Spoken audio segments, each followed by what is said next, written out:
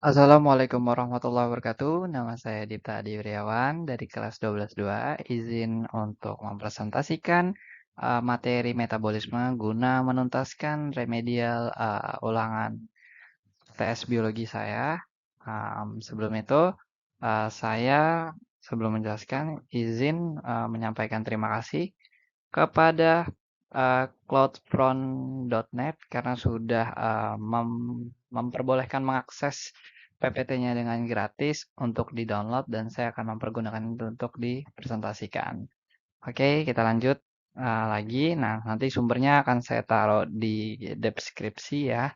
Oke, kita akan bahas metabolisme. Nah, metabolisme itu apa sih sebenarnya? Nah, secara garis besar metabolisme itu adalah uh, proses-proses sel itu bekerja dalam sistem metabolis. Jadi seperti contohnya kita misalnya sedang terjatuh. Nah, ada luka di bagian tubuh kita. Nah, beberapa hari kemudian lukanya itu hilang. Karena apa? Karena ada proses metabolisme seperti itu. Lanjut. Jadi tujuan pembelajarannya kita bisa mendeskripsikan pengertian metabolisme, menyebutkan faktor-faktor, mengidentifikasi enzim, menjelaskan kaitan katabolisme dan metabolisme, menghasilkan katabolisme pati dan anabolisme karbohidrat, membuat diagram, menjelaskan perbedaan spesial aerobik dan anaerobik. Nah, ini setahu saya ini tidak ada di penjelasan sekolah saya ya, atau mungkin saya kurang tahu, tapi ini saya akan skip materi ini karena ada 66 slide juga, karena durasinya juga terbatas ya. Saya sudah coba untuk durasi 20 menit, tapi tidak bisa dikompres di YouTube-nya, jadi saya akan buat singkat mungkin, jadi ada beberapa materi yang saya skip. Seperti itu, Bu. Lanjut, pendahuluan. Nah, energi itu tidak dapat diciptakan dan tidak dapat dimusnahkan. Tapi energi hanya diubah satu bentuk ke bentuk lainnya. Jadi misalnya energi listrik itu dapat diubah menjadi energi panas. Nah, terus dan sebaliknya energi panas bisa menghasilkan cahaya gitu. Jadi energi itu dapat dirubah. Kayak misalnya yang tadinya diam terus jadi didorong, itu menghasilkan energi atau perubahan. Nah, jadi energi itu tidak ada yang habis ya. Nah, makhluk hidup melakukan transformasi energi melalui metabolisme berlangsung dalam sel tubuh. Nah, jadi itu proses perbaikan sel yang saya bilang tadi. Nah, selanjutnya pengertian metabolisme. Selanjutnya ada metabol, berubah secara aktif yang berarti perubahan. Nah, ini akan ada penjelasannya di slide selanjutnya yang kata dan anak. Ada penjelasannya lagi. Nah, jadi reaksi-reaksi tubuh tuh secara optimal tuh di 27 derajat. Nah, jadi kayak misalnya di tubuh manusia itu optimalnya di 27 derajat, seperti itu.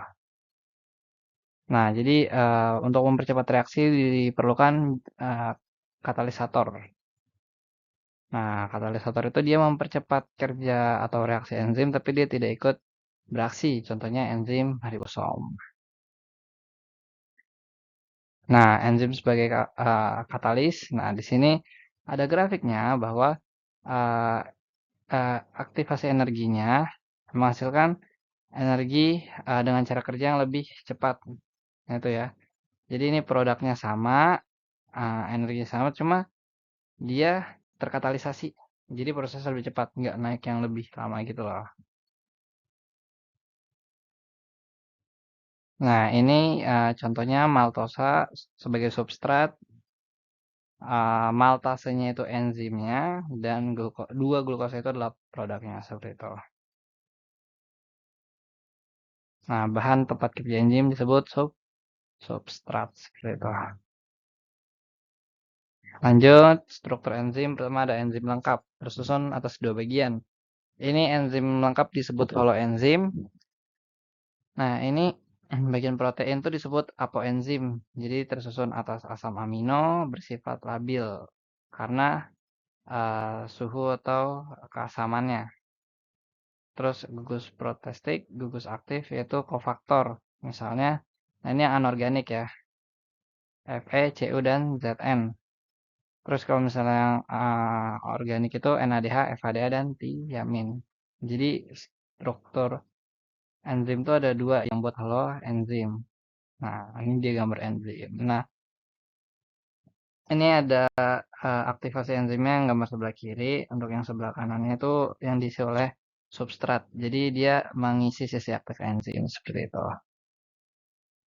Nah, ciri-ciri enzim nih sebagai biokatalisator, sebagai protein, kerjanya khusus, dapat diulang berkali, terus dia dapat terdenaturasi ya atau rusak dan tidak ikut bereaksi, bekerja, dapat balik, jadi dia reversible, bolak-balik.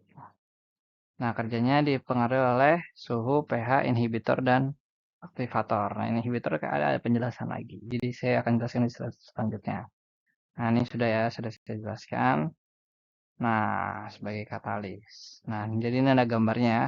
Enzim molekulnya, enzim substratnya, sama katalisnya. Penamaan enzim. Jadi, enzim selulase menguraikan selulosa. Lipase itu lipid atau lemak. Jadi lipid itu lemak.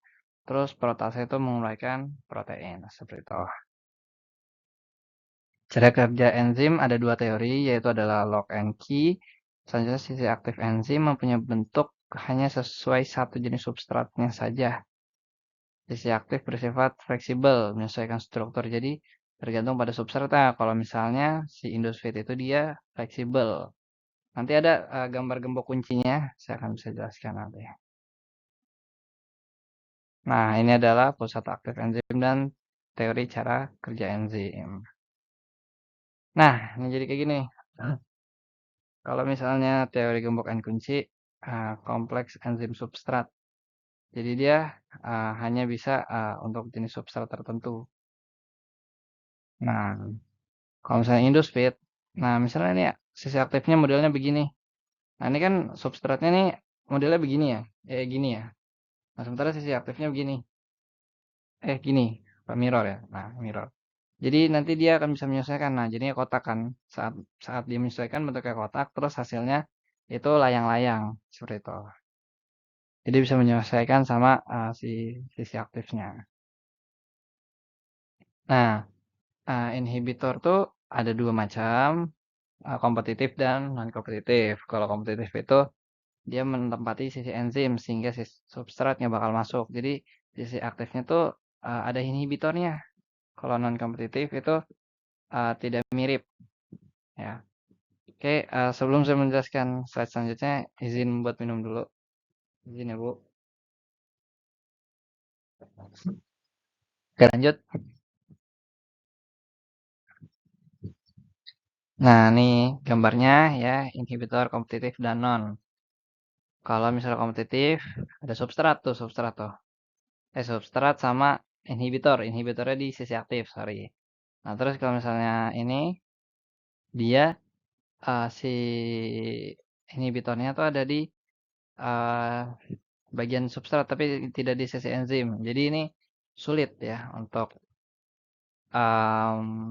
karena kalau misalnya terhalang itu masih ada substratnya. Tapi kalau misalnya masih ada sisi aktifnya, jadi kayak kehalang sama sisi aktif. Tapi kalau misalnya dia nempel sama substrat itu yang bahaya. Tapi bukan sisi aktifnya itu bahaya.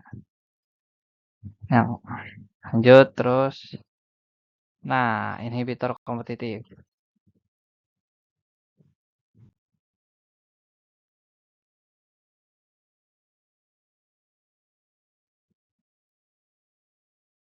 Oke, next. Nah, inhibitor irreversible berkaitan dengan sifat aktif enzim secara kuat sehingga tidak dapat terlepas.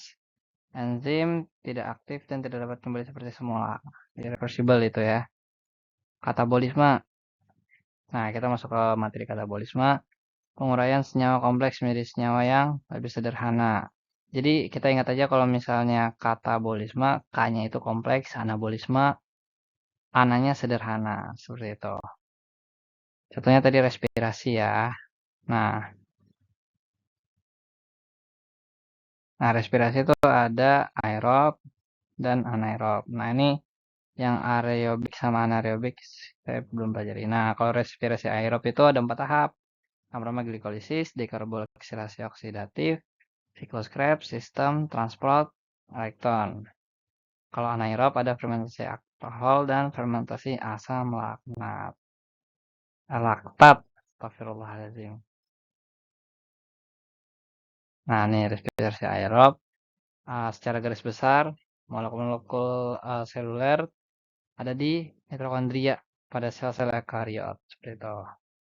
Nah, glikolisis itu prosesnya dia penguraian satu molekul glukosa menjadi asam pirufat NHDH dan ATP. NHDH nikotin adenin dikletidahidrogen. Nah, berlangsungnya di sitoplasma hasil akhir atau molekulnya 6C glukosa berubah menjadi 3C asam pirufat sebanyak 2 mol yang dihasilkan 2 ATP dan 2 NHDH sama uh, akan ditransfer sama selanjutnya akan transfer sama transfer elektron begitu. Nah, ini ya.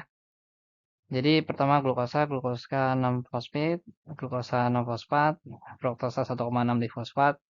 Nah, jadi ini pakai enzim ya untuk dan dia melepaskan ATP. Ada juga yang diubah menjadi ADP seperti itu. Nah, kalau dia karbonasi oksidatif, dia langsung di mitokondria mengubah asam pirufat menjadi asetil-CoA. Terakhir 2 asetil-CoA, 2 CO2, 2 mol NADH. Nah, sikloskop itu diambil dari nama Hanscrap, berlangsung di matriks mitokondria mengubah 2 asetil-CoA menjadi asam nitrat hasil akhir 2 FADH. Namanya HDH dihasilkan 2 ATP dan 4 gas CO2. Nah, ini gambarnya sikloskop. Saya tidak bisa terlalu menjelaskan ya karena kompresi videonya itu nanti tidak kegedean gitu loh. Tidak bisa masuk di YouTube. Saya sudah coba. Ada video yang 20 menit tapi tidak bisa diupload. Nah, itu tadi penjelasannya. Nah, ini aerob.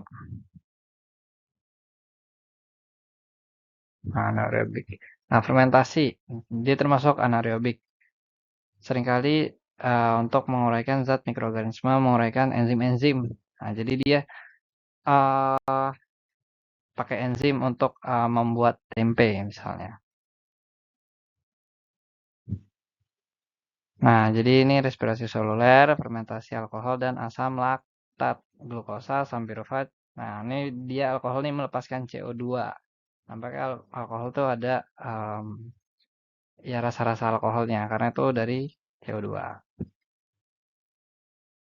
Nah, di lipase. Nah, ini dia katabolisme protein. Jadi dia ngurai asam amino, asetil-CoA. Gitu. Nah, ini fotosintesis. Penyusunan zat organik pergolongan energi cahaya. Nah, fotosintesis itu pembentukan dari gula, dari CO2, H2O, dan energi. Terjadi di kloropas. Jadi jangan bilang di daunnya kalau kata Bu Husna itu di kloropas. Seperti itu. Cahaya matahari, klorofil.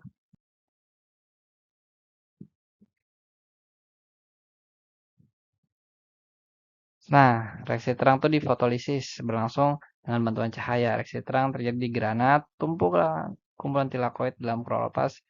Tilakoid berupa gelembung pipi berbentuk cakram, membrannya pigmen. Seperti itu.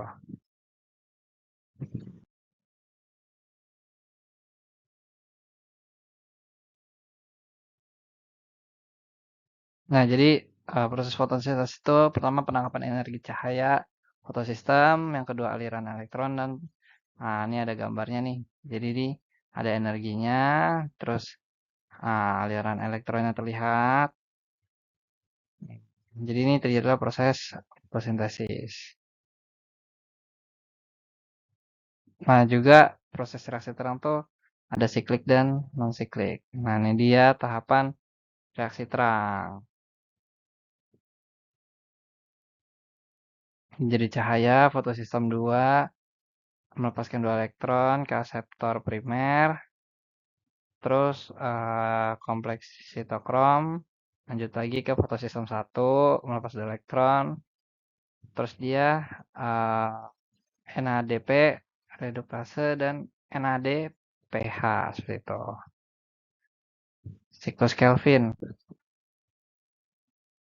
Nah, ini dia siklus Kelvin gambarnya. Nah, ini tadi sama aja karbohidrat dan lemak sebenarnya prinsipnya sama, cuma beda apa yang di katabolisme aja. Ini ada anabolisme, katabolisme sebenarnya sama prinsipnya.